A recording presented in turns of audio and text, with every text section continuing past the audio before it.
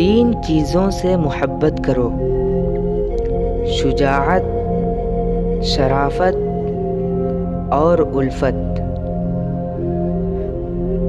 तीन चीज़ों की इज्जत करो, मज़हब, इंसाफ और इनकिसारी।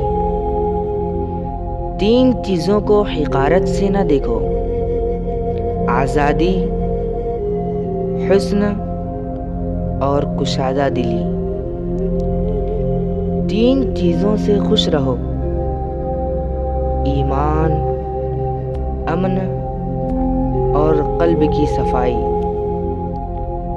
तीन चीज़ों का एतबार मत करो, फौरी मोहब्बत, खुश आमद और दो रंगी। तीन चीज़ों को बढ़ाओ, अच्छी किताबें, अच्छे काम और अच्छे दोस्त।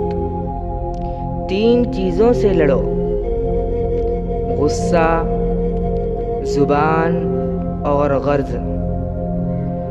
तीन चीज़ों से नफ़रत करो, गुरूर, बेवफाई और गम।